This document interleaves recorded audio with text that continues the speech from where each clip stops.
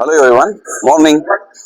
Metro station ಅಲ್ಲಿ ನಾನು ಬೆಳಿಗ್ಗೆ ಗಮನಿಸಿದಂತ ಒಂದು ದೃಶ್ಯ ಇದು ನೋಡ್ಕೊಂಡು ಬನ್ನಿ.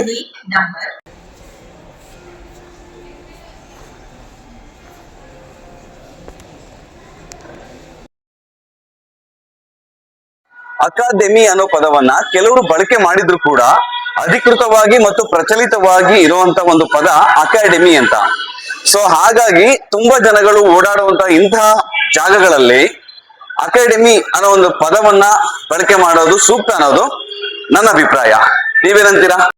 ಚಿಕ್ಕ ವಯಸ್ಸಿಂದನೂ ನಾವು ಓದ್ಕೊಂಡು ಬಂದಿರೋದು ಅಕಾಡೆಮಿ ಅಂತ ಅಲ್ವಾ, ಅದು ಅಕಾಡೆಮಿ ಅಲ್ಲ.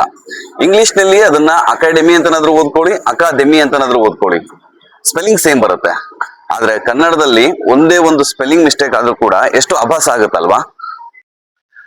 ಕನ್ನಡ ಪದಗಳನ್ನ ಉಪಯೋಗ ಮಾಡ್ಬೇಕಾದ್ರೆ ನಾವು ಎಷ್ಟು ಹುಷಾರಾಗಿರ್ಬೇಕಾಗತ್ತಲ್ವಾ. ಇದು ಸಾಹಿತ್ಯ ಅಕಾಡೆಮಿನೋ ಅಥವಾ ಅಕಾಡೆಮಿನೋ, ಇದನ್ನ ನೀವೇ ಹೇಳ್ಬೇಕು. ನಮಸ್ಕಾರ.